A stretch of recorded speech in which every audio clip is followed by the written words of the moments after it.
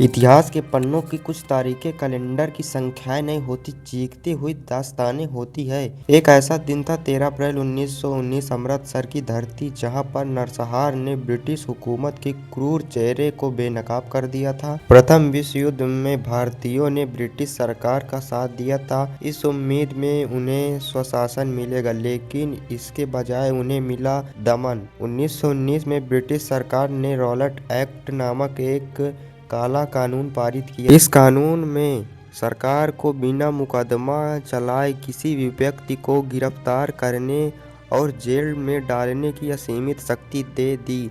न वकील, न दलील, न अपील। यही रॉलेट एक्ट का सार था। पूरे देश में इसका जबरदस्त विरोध किया। महात्मा गांधी ने इस शैतानी कानून के खिलाफ सत्याग्रह आंदोलन किया।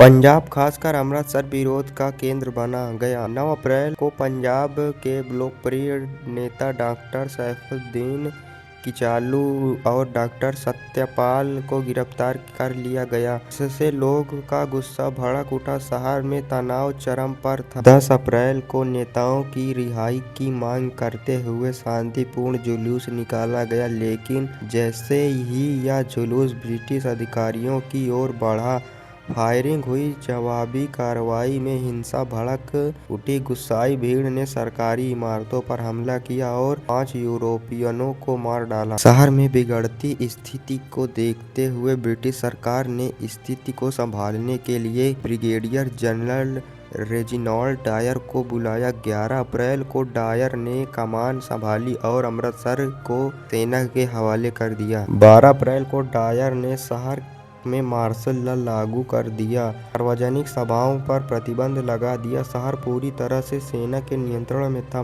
लेकिन यह आदेश व्यापक रूप से प्रचारित नहीं किया गया। बहुत से लोग, खासकर गांवों से आए हुए तीर्थयात्री, इससे अनजान थे। 13 अप्रैल 1919, यह दिन बैसाखी का था, पंजाब का सबसे महत्वपूर्ण फसल उत्सव। हजारों लोग, जिनमें महिलाएं, बच्चे और बुजुर्ग शामिल थे, बैसाखी मानने और स्वर्ण मंदिर में दर्शन करने के लिए अमृतसर आए थे।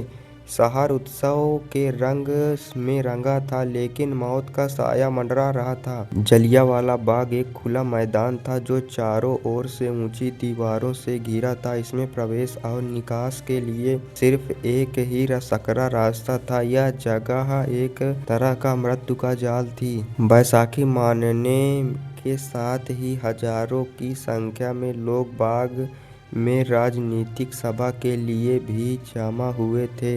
यह सभा रॉलेट एक्ट और नेताओं की गिरफ्तारी की शांतिपूर्ण विरोध करने के लिए बुलाई गई थी। हम यहाँ अपनी जमीन पर अपने अधिकारों के लिए आवाज उठाने आए हैं। हमारा विरोध शांतिपूर्ण है। यह रॉलेट एक्ट हमारे लिए अमानवीय है। हमें अपने नेताओं की रिहाई चाहिए। जनरल डायर को इस सभा की खबर मिली। उसने इसे मार्शल लॉ का सीधा उल्लंघन माना। बिना किसी चेतावनी के डायर ने सैनिकों को तैयार किया और तुरंत बाग की ओर बढ़ने का फैसला किया। उसके दिमाग में सिर्फ एक ही बात थी, सबक सिखाना।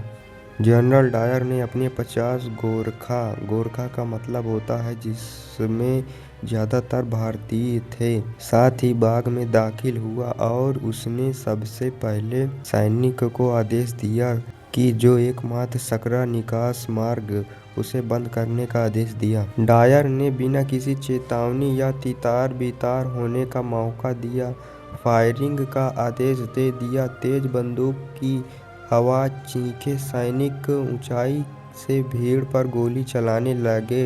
अगले 10 मिनट तक 1650 राउंड गोलियां चलाई गई। सैनिक तब तक गोलियां चलाते रहे जब तक उनका गोला बारूद खत्म नहीं हो गया। भीड़ को बचाने का कोई रास्ता नहीं मिला। हजारों लोग, जिनमें बच्चे भी शामिल थे, अपनी जान बचाने के लिए दीवार पर चढ़ने लगे, लेकिन वो गोलियों का शिकार हो गए। कई लोगों ने गोलियों से बचने के लिए मौजूदा एकमात्र कुएं में छलांग लगा दी। बाद में इस शहीद कुएं में 120 से ज्यादा शव निकले गए। बाग लाशों के ढेर में बदल गया था।